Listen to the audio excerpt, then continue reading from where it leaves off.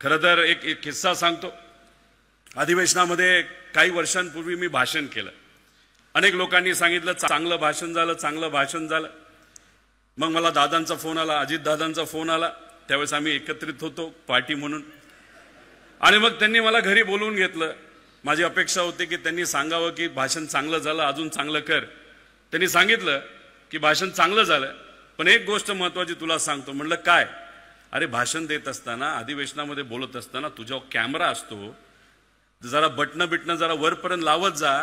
म्हणजे एवढं बारकाईने लक्ष त्या काळामध्ये माझ्यावर होतं। आता ते गावकीचा विचार करतात, पण भावकीला कुठेतरी विसरलेले आहेत। अर्थमंत्री आहेत, कुठेतरी निधीच्या बाबतीत त्यांनी तिथं विचार करावा अशी मी विनंती करतो। Doctor ND. पाटील बहुउद्देशीय सभागृह याच्या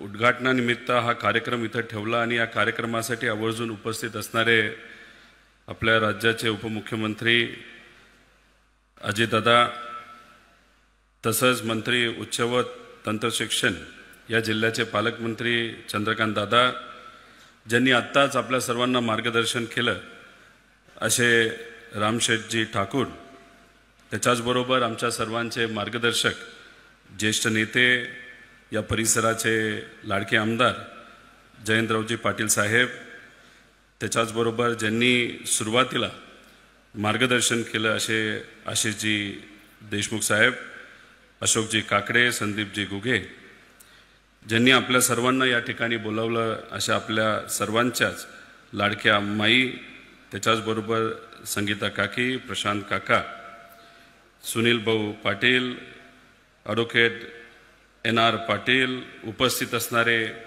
सर्वच नेते, पदाधिकारी, सामाजिक कार्यकर्ते, पत्रकार, या परिसरामध्ये असणारे सर्व प्रतिष्ठित व या राज्याचं आणि देशाचं भविष्य म्हणजे आमचे सर्व युवा वर्ग, बंधू आणि भगिनींनो, आज आर.आर. आबांची जयंती।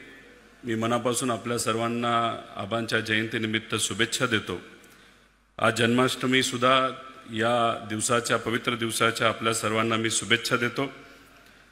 हे जर व्यासपीठ आपण सर्वांनी बघितलं तर अनेक दिग्गज नेते या व्यासपीठावर आहेत। क्रिकेटच्या भाषेत बोलायचं झालं तर अनेक राजकारणातले मोठे मोठे खेळाडू या व्यासपीठावर बसलेले आहेत।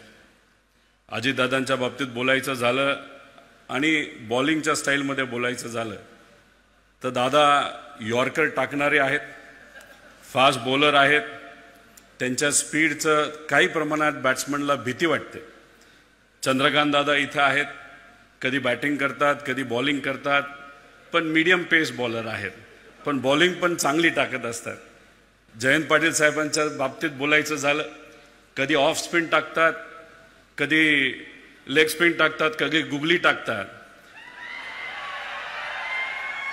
आणि कधी कधी बॉल हातातच असतो, पण आम्हाला बॅट्समनला असं वाटतं की बॉलिंग सुद्धा तिथं टाकली। अतिशय दिग्गज असे नेते या व्यासपीठावर आहे, आणि या व्यासपीठावर आमच्यासारखे नवखे खेळाडू, वयाली कमी, बॅट हातात एवढे मोठे खेळाडू आपल्याला बॉलिंग टाकतायत। जमेल तसं बॉल मारण्याचा प्रामाणिकपणे प्रयत्न त्या ठिकाणी आम्ही सर्वजण करत आहोत।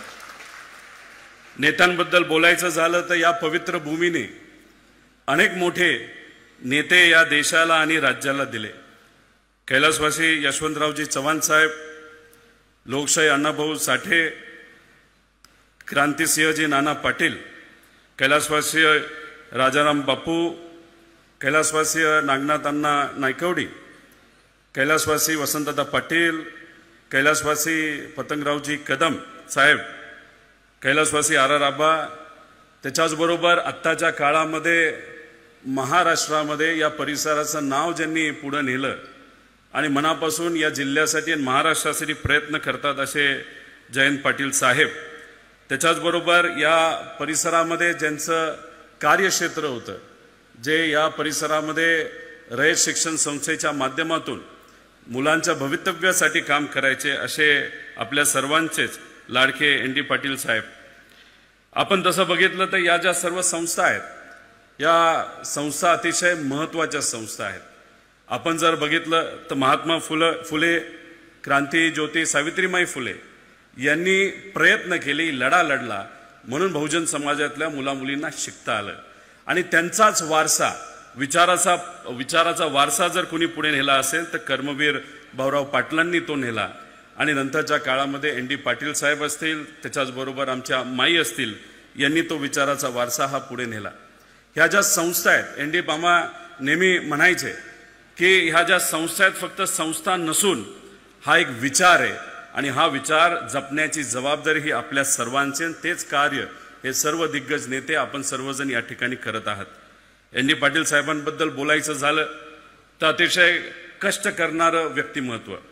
कर्मवीर भाऊरांच्या रयत शिक्षण संस्थेमध्ये कमवावं शिका या योजनेच्या अंतर्गत त्यांचं शिक्षण झालं आणि त्यानंतर त्याच शिक्षण संस्थेमध्ये त्यांनी प्राध्यापक म्हणून, त्याच्यानंतर मॅनेजिंग काउन्सिलचा मेंबर म्हणून खूप चांगलं काम केलं. रयतमध्ये काम करत असताना स्वतः विविध शाळेमध्ये ते जायचे, शाळा कशी आहे, काय अडचण आहे हे समजून घ्यायचे आणि त्या अडचणी सोडवण्याचा प्रामाणिकपणे त्यांनी त्या ठिकाणी प्रयत्न केला. त्याच्याचबरोबर आपल्या माईंच्याबद्दल बोलायचं झालं, ज्या पद्धतीने महात्मा फुलेंना जर पाठीमागे ताकद जर कुणी दिली असेल तर क्रांती ज्योती सावित्रीमाई फुलेंनी दिली. त्याच्याचबरोबर कर्मवीर भाऊराव अण्णांच्या बाबतीत बोलायचं झालं तर लक्ष्मीबाईंनी त्यांना ताकद दिली. त्यांचाच वारसा, विचाराचा वारसा पुढे घेऊन जात असताना आमच्या माईंनी ND पाटील साहेबांच्या पाठीमागे भक्कमपणे उभं राहून राजकारण, समाजकारण, शैक्षणिक संस्थेमध्ये खूप असे मोलाचं काम तिथं त्या ठिकाणी केलेलं आहे आणि त्याचा अभिमान हा आम्हा सर्वांना आहे. ND पाटील साहेबांच्या राजकारणाच्या बाबतीत बोलायचं झालं तर त्यांचं कार्य हे खूप मोठे. कदाचित 18 वर्ष ते आमदार होते, मंत्री होते, त्याच्याचबरोबर शेकाप या पक्षाचे प्रमुख नेते होते आणि जेव्हा केव्हा आमदार असायचं त्यांचं भाषण जेव्हा विधिमंडळामध्ये व्हायचं तेव्हा सर्व पत्रकार, नेते, मंत्री हे सर्व आवर्जून ते भाषण ऐकण्यासाठी तिथे येत होते.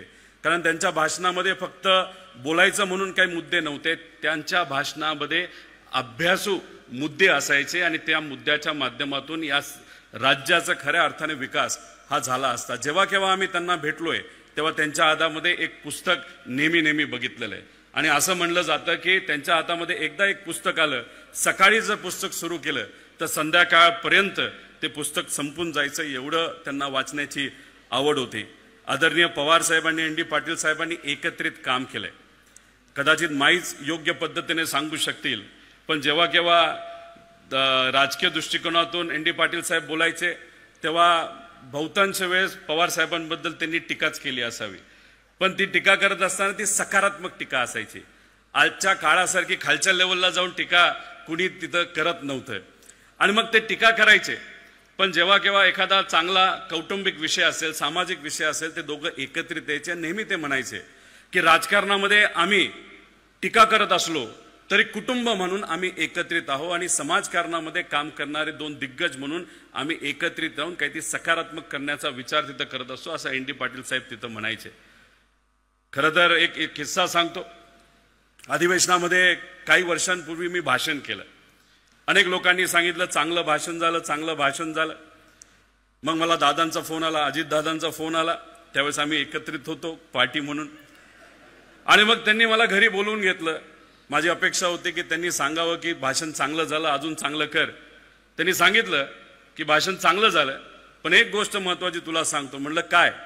अरे भाषण देत असताना, अधिवेशनामध्ये बोलत असताना तुझ्यावर कॅमेरा असतो, जरा बटणं जरा वरपर्यंत लावत जा. म्हणजे एवढं बारकाईने लक्ष त्या काळामध्ये माझ्यावर होतं. आता ते गावकीचा विचार करतात पण भावकीला कुठेतरी विसरलेले आहेत. अर्थमंत्री आहेत, कुठेतरी निधीच्या बाबतीत त्यांनी तिथं विचार करावा अशी मी